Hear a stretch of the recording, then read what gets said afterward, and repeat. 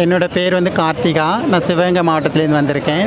இது வந்து மகாபாரதம் போர் 18 நாளும் அந்த மகாபாரதம் போர் எப்படி நடந்துச்சுன்னு ஒன்று ஒன்றா சொல்லுவாங்க. அரவான் பலியிடுறது 3ஆவது நாள்.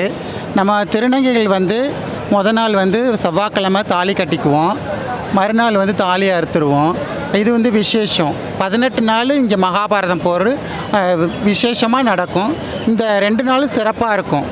ஏன்னா எல்லா நாட்டிலேருந்து வந்த திருநங்கைகள் இங்கே வந்து அவங்களோட சந்தித்து உறவுகளை சந்தித்து வேண்டுதலை நிறைவேற்றிட்டு ஒருத்தவங்க சந்தித்து அவங்களோட மகிழ்ச்சியை வெளிப்படுத்திக்கணும், அன்பாக இருக்கணும் அப்படின்னு நாங்கள் வந்து சந்தோஷமாக இருக்கிறோம். எங்கள் திருநங்கைகள் மக்களை சந்தித்ததில் ரொம்ப நன்றி. இனிமேல் அடுத்த வருஷம் தான் நாங்கள் வருவோம். இது ரொம்ப நாங்கள் மிஸ் பண்ணுறோம். இந்த சேனலுக்கு நன்றி.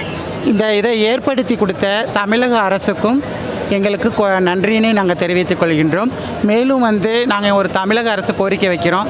எங்களுக்கு கல்வி இடஒதுக்கீடு, வேலைவாய்ப்புலையும் இடஒதுக்கீடு கொடுக்கணும்னு நாங்கள் வேண்டி விரும்பி மாண்புமிகு தமிழ்நாடு முதலமைச்சர் அவர்களையும் எங்களுடைய அமைச்சர் துணை முதலமைச்சர் அவர்களையும் நாங்கள் வேண்டி விரும்பி கேட்டுக்கொள்கிறோம். அது மட்டும் இல்லாமல் நம்மளுடைய எங்களுடைய வாழ்வாதாரத்திற்கு தமிழக அரசு தேவையான நடவடிக்கைகள், அப்புறம் வந்து ட்ரைனிங் கொடுக்குறது. எங்களுக்கு வந்து மகளிர் உரிமை தொகை கிடைக்கிறதில்ல யாருக்குமே.